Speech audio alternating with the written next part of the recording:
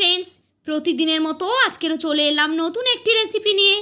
এখন আমের সিজন, তাই আম দিয়ে বিভিন্ন রকম রেসিপি আমি আপনাদের সঙ্গে শেয়ার করে থাকি। আজকের বানাবো আম দিয়ে পাটিসাপটা পিঠা। যারা কখনো ট্রাই করেননি তারা একবার হলেও ট্রাই করবেন। ভীষণই মজাদার এই রেসিপি, না খেলে আপনারা কিছুতেই বুঝতে পারবেন না এতটা টেস্টি। তাহলে চলুন রেসিপি শুরু করে দিই। প্রথমেই লাগছে চাল। আমি এখানে চালটাকে 1 ঘন্টা ভিজিয়ে রেখেছিলাম, তারপর মিক্সিং জারে দিয়ে এটাকে আমি ব্লেন্ড করে নিচ্ছি। আমি এখানে আতপ চাল ইউজ করেছি। এখন এটাকে ভালোভাবে ব্লেন্ড করে নিয়েছি। দেখুন মিহি একটা পেস্ট তৈরি হয়ে গেছে।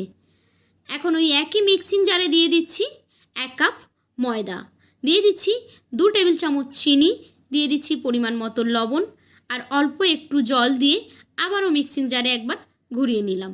আর এই পেস্টটাও চালের পেস্টের সঙ্গে একসঙ্গে অ্যাড করে দিলাম।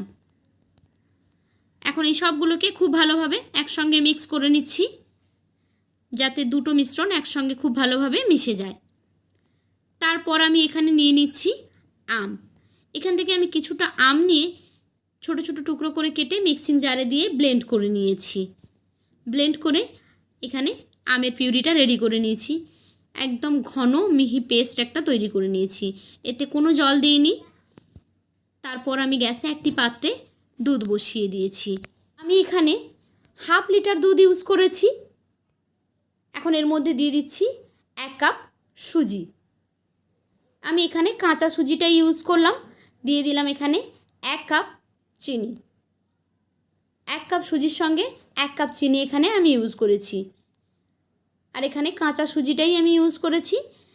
তারপর এভাবে কন্টিনিউ দুধের সঙ্গে নাড়াচাড়া করে যাচ্ছি, যাতে করে নিচে বসে না যায় আর এর মধ্যে কোনো রকম লাম্পস না তৈরি হয়। কন্টিনিউ নাড়াচাড়া করে যেতে হবে, খুব তাড়াতাড়ি সুজিটা কিন্তু ঘন হয়ে যাবে। একদম লো ফ্লেমে রেখে এই কাজটা করতে হবে।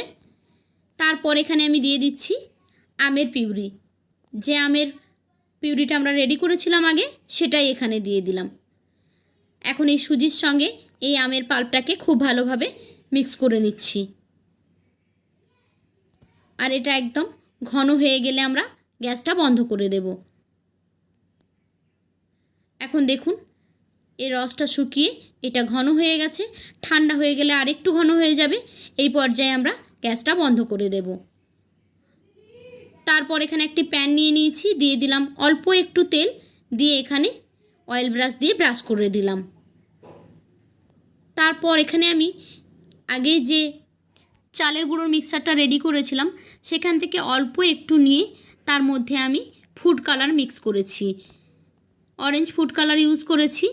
এটা কিন্তু সম্পূর্ণ অপশনাল, আপনারা চাইলে করতে পারেন, না চাইলে একদমই অ্যাভয়েড করে যেতে পারেন। হাত দিয়ে ফুড কালার মিক্সার এখানে দিয়ে দিয়েছি।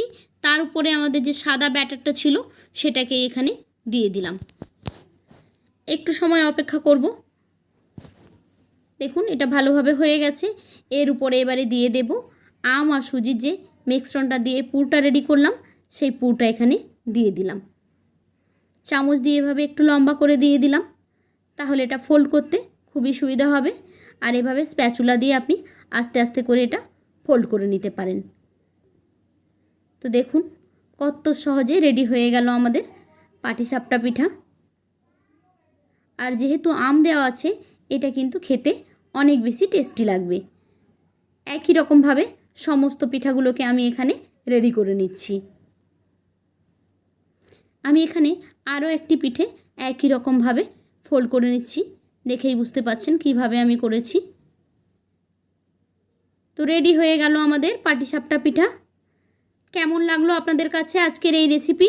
যদি ভালো লেগে থাকে তাহলে লাইক, কমেন্ট অ্যান্ড শেয়ার করবেন। আর এই রকমই সহজ সরল রেসিপি পেতে আমার চ্যানেলটিকে সাবস্ক্রাইব করে বেল আইকনে ক্লিক করে নোটিফিকেশান অন করে দেবেন। তাহলে যখনই আমি কোনো নতুন ভিডিও আপলোড করব, সেই ভিডিও সবার আগে পৌঁছে যাবে আপনাদের ফোনে। তো আজকের মতো এই পর্যন্ত। ফিরে আসবো আগামীকাল নতুন আরও একটি ভিডিও নিয়ে। ততক্ষণ সবাই ভালো থাকুন। টাটা।